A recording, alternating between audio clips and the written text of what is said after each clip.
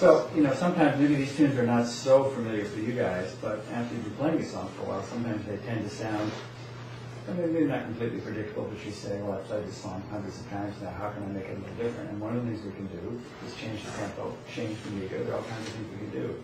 I mean, some of the guys, especially in New York, but I guess in other places too, are comfortable doing things in odd meters now. I'm not so comfortable doing that. I've been doing a little bit of that lately. But to do a tune like this in 5 or in 7 can sound totally different. But a waltz is not such a big stretch. Should we try it and see what happens? Sure. So we can do kind of on the bright side, maybe like. So let's do the same thing. We'll improvise together up front for 2 voices. And then, now in terms of the melody, are you comfortable playing this as a waltz chord? I'll try. Want to try? Yeah. See what happens? Sure. And, you know, I mean, I think with jazz, sometimes we go for things and they don't exactly sound the way we think they're going to, but that's okay. That's one of the intentions of music, is being willing to experiment a little bit. Make sense? So we try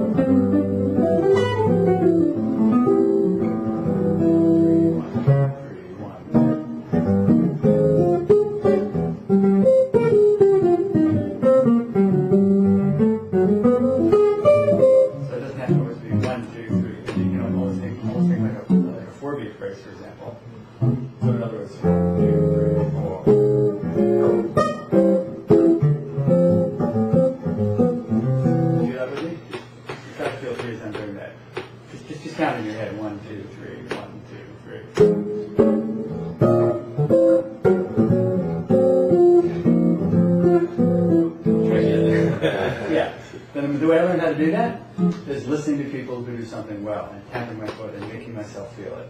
So I'm not thinking 1, 2, 3, 1. I might be thinking 1, 2, 3, 1, 2. So I don't want to, it feels like a 4-beat phrase because I actually am playing something for 4 beats, but I'm still thinking of it in terms of a waltz.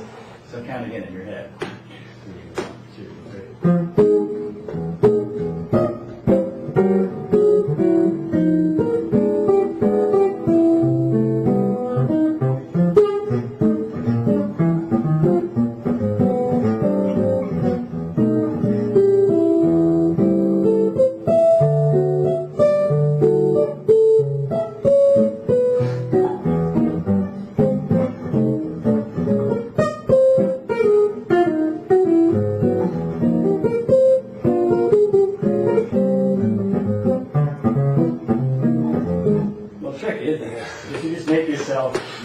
Be able to metronome and tap out loud if you need to. And the way I learned how to do this is to listen to people who do well, playing a song that I knew. And I just make myself tap along until I felt it. I mean, it can be an intellectual exercise of making yourself play something for 4 beats in a waltz. So instead of going 1, 2, 3, 1, 2, 3, 1, 2, 3, 1, 2, something as simple as that, just to get yourself thinking about an odd-like phrase. Okay? Okay.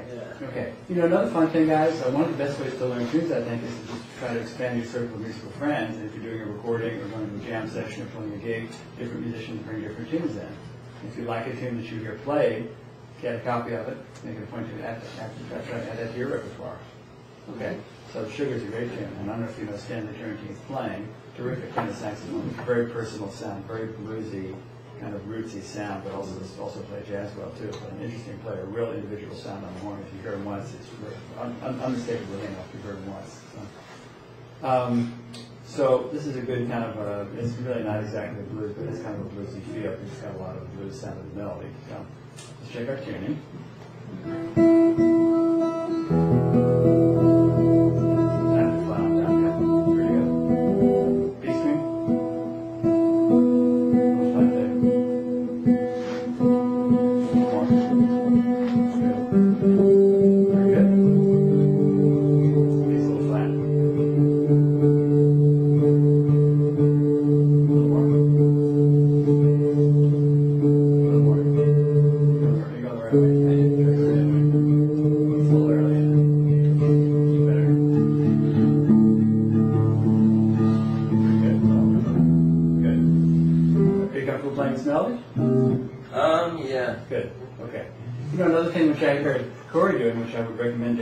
Something to do some of the time, and this especially for the recording, we've got a permanent record or something.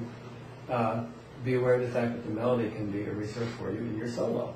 So you can quote little bits of the melody. It could be a modified version. I heard you doing it. That's just because I screwed up. That's okay.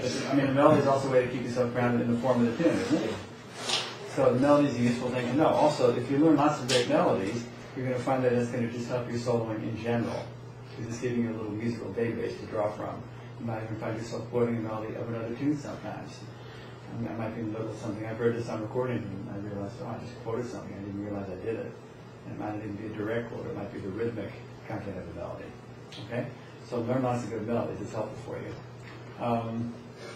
The other thing that happens sometimes on the bandstand, this is kind of bandstand etiquette. It can also happen in the recording. When you're done with your solo, sometimes you might play the last little bit of the melody, and it's kind of bandstand etiquette, letting the next guy know I'm done. Now, it's not a requirement at the end of your solo, but it's something that can happen. Okay? So, in this case, why don't you play the melody? This is maybe not as familiar to some people as all the things you are. So in this case, let's kind of use our standard format. Although it might be fun to play together on this one too, if you'd like to. So why don't you play the melody and take the first solo, and then I'll solo, and run the solo a little bit together, and then take the melody out. And maybe we can do a little tag at the end. A few times there, notice now sometimes the C minor. And then we can do a little flow form at the end. Okay? And this can be kind of on the slow side, huh? Because it's a little bluesy sounding. So we'll slate it. And let's do at least 2 takes, okay? I think with a tune like this, it probably makes sense to kind of stick with one version of this. We'll plan a track out with this. Okay? All right. Hey, before we do this, I want to say one other thing to you guys. What is the difference, and this is just a general remark about recording and the value of recording, what is the difference between hearing yourself play while you're soloing in a live situation and then hearing a recorded version of yourself? And indeed, it is different, isn't it? Why is it different? When you're playing, you like hear how you want it to sound. hopefully. And in terms of what happens in terms of recording. How does that feel different to hear yourself recorded? For me, yeah, it usually sounds worse. Does it? But not always, right? But not always? Not always. Okay, here's the thing. When we're soloing in a live situation, we know more or less what we're going to play about a second before we play it. We think of something and then we play it, correct? We have to think of it first, then we play it. So the point I'm making is it's not so surprising to us to hear ourselves playing a live situation. We more or less know what's coming, pretty much. But especially if you let a little time go by between the time of the recording and the time that you listen to it, then your memory of those solos is not as clear. You don't remember exactly what you played. So then you're listening to yourself like someone in the audience is listening to you. You don't know what's coming exactly. And that gives you the chance to step back and be a little bit more objective about how you hear yourself. And then you can listen to yourself like you listen to anybody else. Is your solo engaging? Does it feel like it's about the right length? Are you having good interaction with the other musicians? Is there some compositional intention in your solo? Are you tying the ideas together well? Are you using some dynamics in your playing? And it's a little harder to do in the duo setting. You can also do it here, but we have some dynamic variation. So even if you're making a duo or a solo record, you should think about dynamics, varying the amount of, varying the intensity level, the volume. Is there a nice combination of density versus space in your playing? You don't want it to be all filled up with notes. It's going to sound a little boring to the audience that way. Is there kind of an arc to your solo? Does it feel like it's telling a little story? So these are all things we're trying to do while we solo, correct? But we don't always keep those things in balance. We try to, but when you listen to yourself, to have that record that you can listen to when you're not actually physically playing the instrument, then it becomes a passive experience. It's not an active experience. You're not playing while you're listening. You're just listening.